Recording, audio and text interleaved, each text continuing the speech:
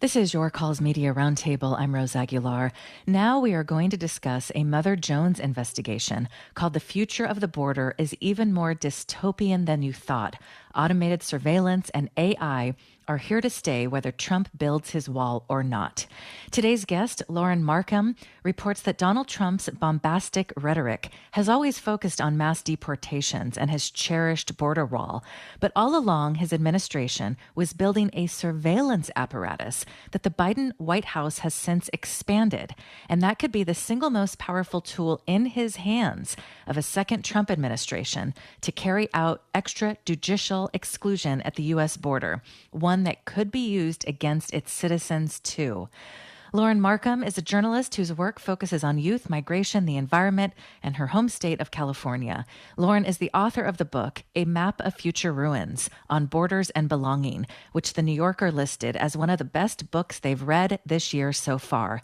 The book looks at immigration through a fire at a refugee camp in Greece, the myths we create around immigration, and Lauren's family's story of coming to the United States. Hi, Lauren. Thank you so much for joining us, and congratulations on your book. Thank you so much. It's a real honor to be here. Well, it's an honor to have you. Anti-immigration rhetoric is still the focus of Trump and the GOP in this election. People who are fleeing violence and poverty to come here are depicted as rapists and terrorists, and they're responsible for every social ill and economic ill in this country. The Trump Vance ticket promises to deport millions of people. Lauren, what do you think about the public discourse and the media coverage of immigration and all of these issues in this country? It's a great question and a big one. As you say, immigration has become both like a political football, and the profile of the immigrant has sort of mutated into this portrait of like a marauding invader at our gates. And that's very intentional, right? This is a manipulation of the public imaginary, and one that's incredibly powerful. I think that part of the problem with this rhetoric, and this is something that the right wing is very skilled at, they're very good at moving the needle. They're very good at using their bombast such that the left, or even the centrist left, has to kind of move to where they are. So move to the presumption of immigration as a problem, move to the presumption of the immigrant as this marauding invader, and move to the presumption of borders and this defended border even needing to exist in the first place. And so I'm deeply troubled by the rhetoric, and deeply troubled by, frankly, the presumption of a lot of the coverage of immigration that sort of takes a lot of the right-wing rhetoric, even while trying to sort of break it down or undermine it. It sort of takes some of it as face value and for granted in a way that's kind of moving all of the rhetoric to the right. Well, we heard that in one of the questions last night during the CNN interview, and I'll play a clip in a minute. But Dana Bash asked Kamala Harris, do you want to demilitarize the border? With no context to talk about, well, let's talk about what has changed at the border. I mean, what you write about, Lauren, about automated surveillance and AI are here to stay whether Trump builds his wall or not. Can you talk about the importance of bringing context about how the militarization of the border has changed so much over the years? Absolutely. I mean, the militarization of the border is a long kind of a long continuum, and the more recent technological advances are only part of that militarization continuum, right? The militarization of the border starts with effectively deploying all of these troops to kind of be there all the time guarding, and that's the border patrol, and of course over the past few years, our country has done, starting under the Trump administration, but again, starting under the Trump administration, but frankly building off of many administrations before that, including the Obama administration, their sort of focus on tightening the border. our country has built more and more automated surveillance towers. So while Trump is using this, Trump and many other politicians are using this idea, the wall is a symbol, right? But we all know, and I think the Trump administration included, that like walls don't work, right? They are effective merely as symbols. People go over walls, under walls, through walls, all over and walls all over the world, and this is true all throughout time, right? Like people breached Hadrian's Wall and breached the Great Wall of China, but the wall is a powerful symbol. Meanwhile, as everyone sort of focused on that, and this is again what I mean, sort of like Trump says something and everyone kind of goes racing to that the bombast of whatever was said. His administration, and then this is continued under the Biden administration, have erected these automated surveillance towers that almost make the physical wall irrelevant in the sense that they are collecting tons and tons of data, and each surveillance tower can see miles into the distance and 360-degree views, and they're collecting that data and analyzing that data remotely. So they've effectively created this this secondary and a much more hidden and frankly much more sinister border wall, that is doing this pernicious work of border security and border militarization. One thing I just want to say is that, this reporting sort of took place in El Paso during the Border Security Expo, which is the reporting from Mother Jones, which is this large security expo where all of these people come to sort of sell their guns and their automated fencing and their surveillance towers and their technology that detects heartbeats in the undercarriage of a car. And throughout this, the officials talked again and again and again about something called the adversary. They said, well, our adversary is well equipped. Well, we need these tools to fight our adversary. If we don't do this, how will our adversary, how will we fight our adversary? And what's really, really interesting is that is military speak, right? That is military speak. This idea that there is an adversary that we have to fight. And no one ever drilled down on who specifically is the adversary. And the fact of the matter is, yes, it can be a terrorist. Yes, it's drugs. Yes, it's contraband, sure. But the main adversary that our border is fighting, and this is where Trump is just sort of speaking the truth, is people, is individual people, generally poor people or people fleeing war-torn places trying to come into our country. And reading your piece about this Border Security Expo, a massive conference that drew 1,700 attendees in 2023, there's so much money involved in this. Yes. There's got to be people to grab and people to fear.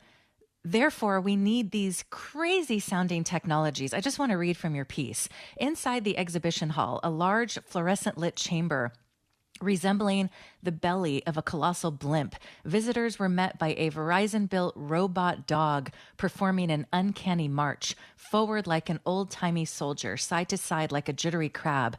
Automated ground surveillance vehicles, as the dogs are known, can lend a, quote, helping hand with new technology that can assist with enhancing the capabilities of customs and border protection personnel while simultaneously increasing their safety downrange. These dogs are ready to be outfitted with cameras, sensors, and radio.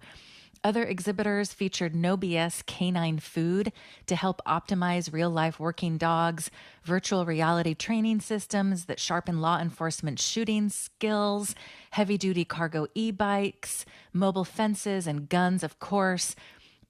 Sensors, like you said, this is so surreal. It's like a movie. Sensors that can detect a human heartbeat hidden in a vehicle. There's so much money involved in this industry. So much money.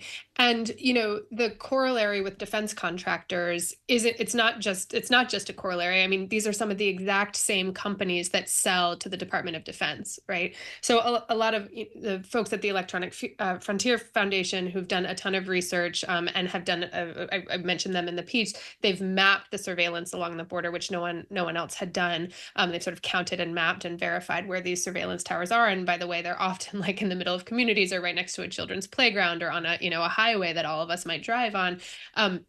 They sort of discuss this as, a lot of this technology is first tested in war zones, right? And then it is tested at the US border. And then some of this technology becomes a part of sort of mainstream all of our everyday lives, even if we're citizens of the US. So like a great example is sort of the retina scan technology or fingerprint technology. Now, if you come into the, if you're coming in through customs, having been out of the country, that technology often starts in a war zone, then ends up at the border, and then ends up being technology that all of us tangle with.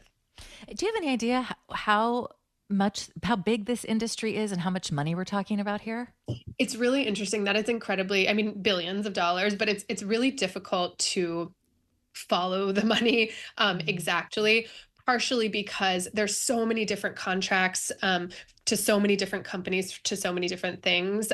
And part of that is there's like some degree of this that's sort of the sinister nature of hiding this, but a lot of it is just, I've worked for a large urban school district. I worked for a large urban school district for a long time. Like it's just also one of the natures of bureaucracy that the way things get billed in public budgets, it's just difficult to kind of parse and aggregate. And this, this budget line will fund this and we'll buy this, and it's just hard to track. But it's a lot. Today, we're speaking with Lauren Merkham, a journalist who wrote a Mother Jones investigation called The Future of the Border is Even More Dystopian Than You Thought. Automated surveillance and AI are here to stay, whether Trump builds his wall or not. Lauren, can you tell us how this all unfolded?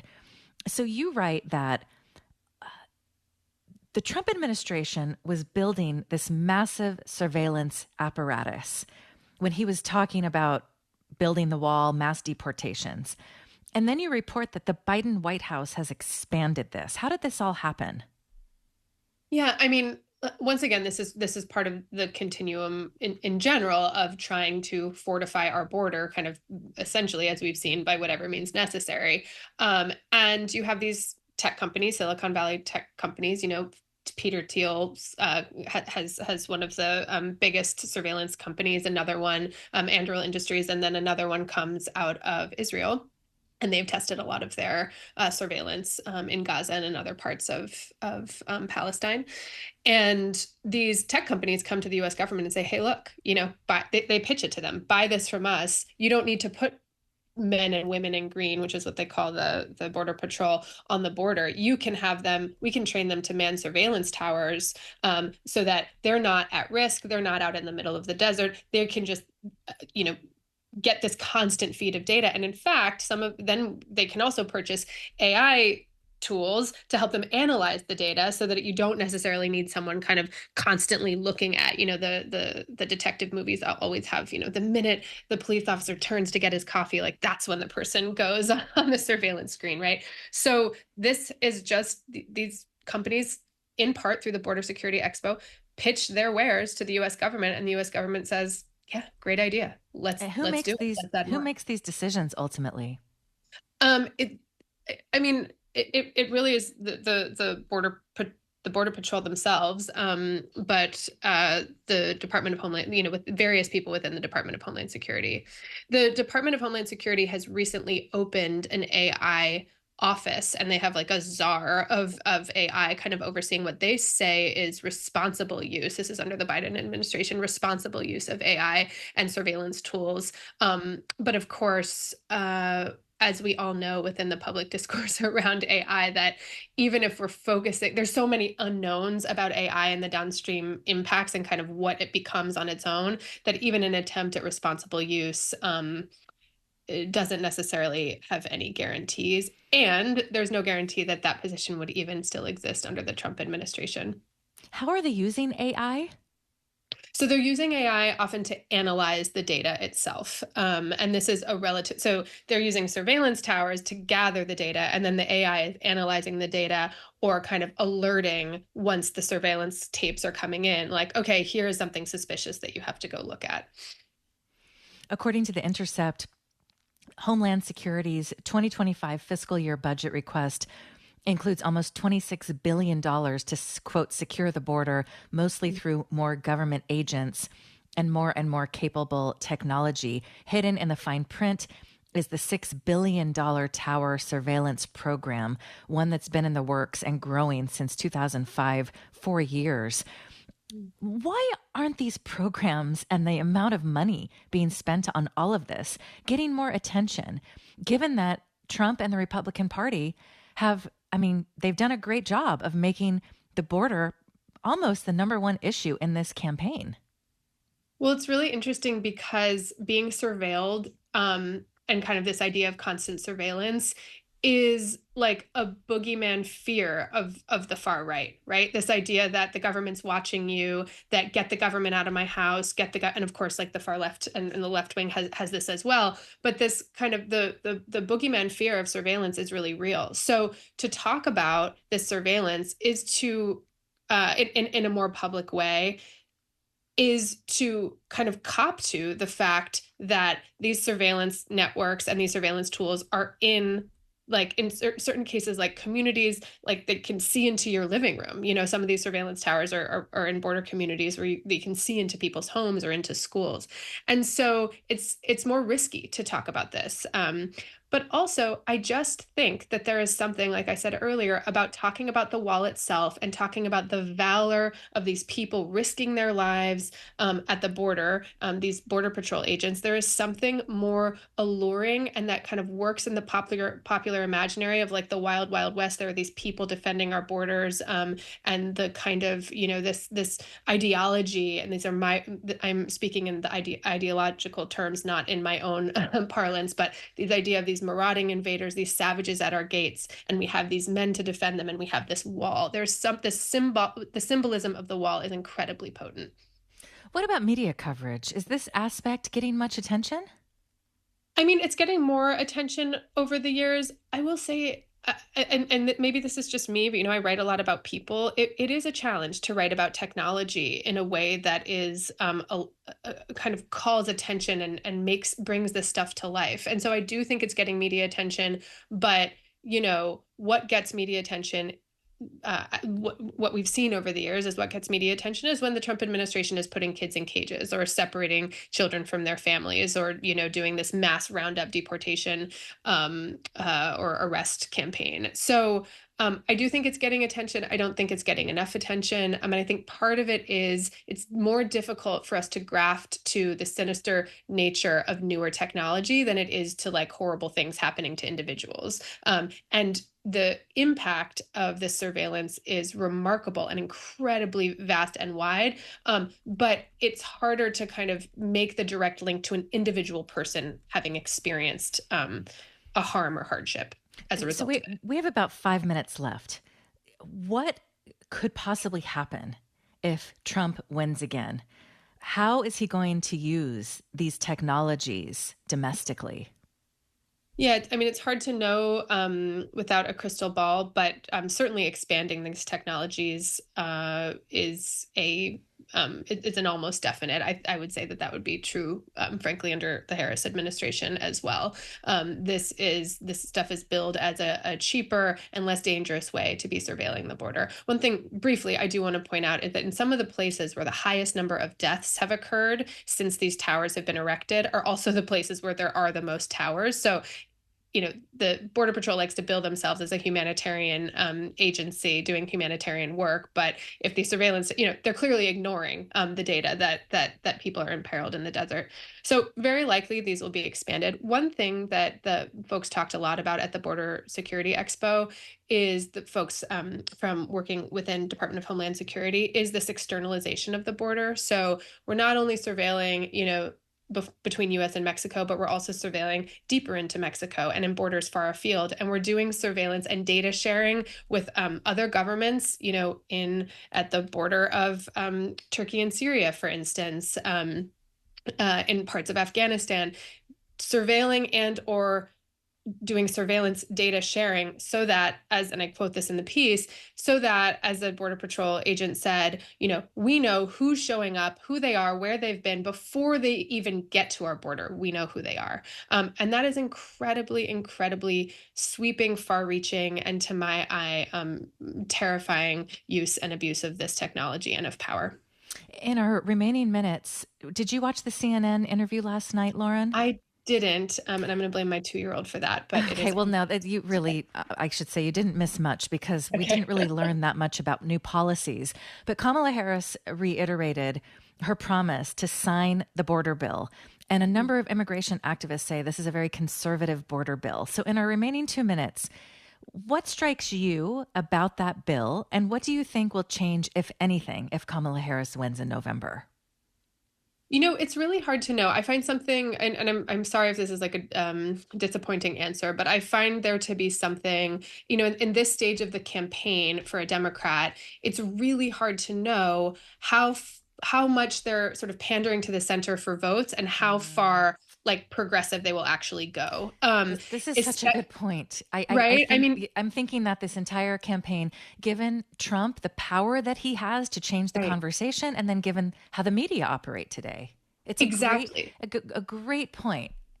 Well, thank you. Yeah. And I'm glad you agree. But I think that that's what's difficult. It's like, and how much is Trump sort of successful? Like, how much are we having to step to, kind of stoop to Trump's conversation about and not just Trump, right? It's many, many people on the right and in the center of this ideology of marauding invaders at our border. And how much is that just part of the vote conversation? So it is hard to know. However, I certainly know that we want Kamala to win. Those of us who believe in human rights and border justice, and the sort of project will be holding her feet to the fire. I do think that it is not a particularly progressive bill, and yet the fact is we need legislation about our immigration system. Its brokenness and its dysfunction actually serves the kind of human rights abusers, right? The chaos is its disorder as a political instrument. And so I think I don't want to say any law. I do think that legislation is important, even if it's sort of one step and not a progressive enough step in moving the needle in the direction of trying to actually make meaningful, comprehensive immigration reform. And while this is all happening, The Guardian reported 4 days ago a piece about abuse of migrants is rampant at a Louisiana ICE center. Mm, yeah. So people are in limbo, people are dealing with abuse, and Yep. we're Yeah. waiting for changes. Absolutely. And I mean, one of the most pernicious things that we do in this country, it's, we talk about the border as if it's something, the border is it bleeds very far in to the interior and into everyday lives. And we have the highest number of immigrants detained in any country. And we are one of the only countries in the world that use this punitive default kind of prison-like detention system that was invented. The U.S. invented immigration detention during Ellis Island, where my ancestors were housed. So that is a massive issue that needs to be dealt with. Is not locking up tens of thousands of immigrants at any one given time. 70% of the people who are locked up are in a private detention facility where people are profiting from these policies and from this disorder. Well, Lauren, thank you so much for your reporting. Lauren Markham is a journalist. Find her Mother Jones piece on our website. And we'd love to have you on to talk about your book, A Map of Future Ruins. Thank you so much, Lauren. Thank you so much. And thank you for joining us. I'm Rose Aguilar. It's your call.